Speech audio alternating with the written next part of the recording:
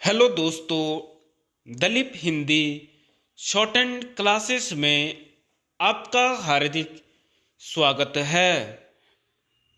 दोस्तों, आज की डिक्टेशन आनंद आशुलिपि मासिक पत्रिका अंक 12 से बोली जाएगी।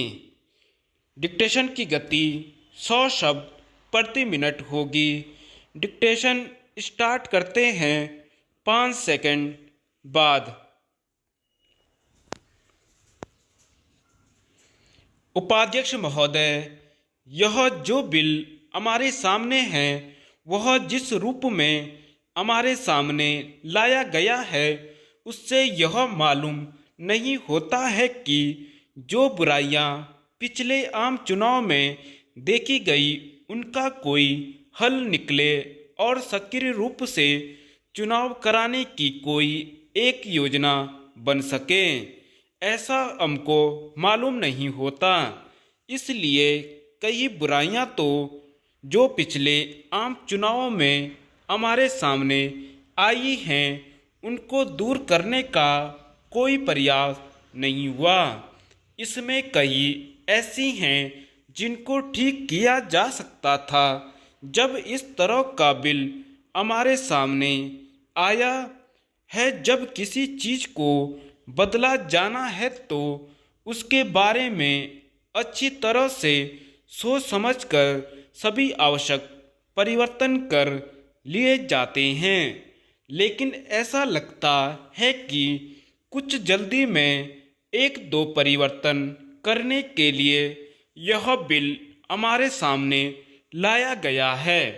मैं यह कहना चाहूँगा कि हिंदुस्तान में जब जिस ढंग से आम चुनाव कराए जाते हैं उससे हम इस देश में प्रजातंत्र कायम रख सकेंगे, यह नहीं माना जा सकता।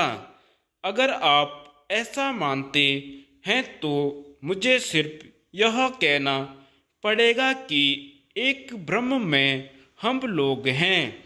जैसा कि कल यहाँ पर कहा गया, बड़े पैसे का चलन इन आम चुनावों में होता है, उसको रोकने की कोशिश होनी चाहिए।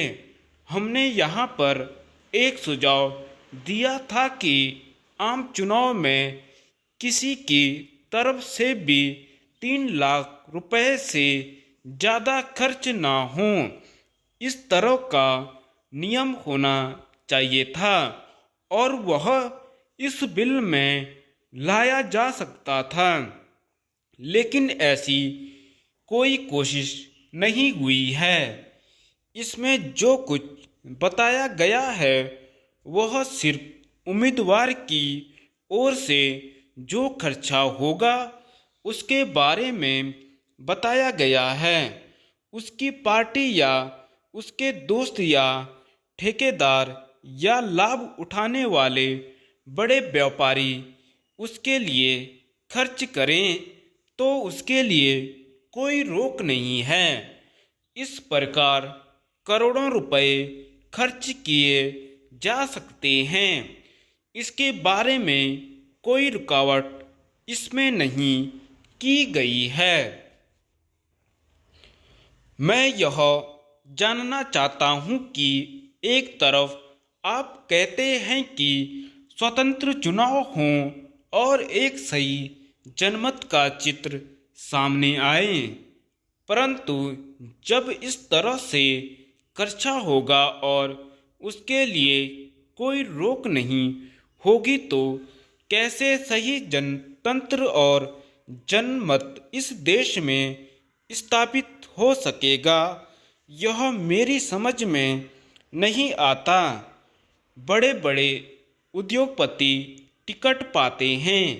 अगर बड़े बड़े उद्योगपति और राजा महाराजा जैसे लोग लोकसभा में आकर देश के भविष्य का फैसला करेंगे तो फिर इस देश का अनर्थ ही होने वाला है और कुछ नहीं हो सकता।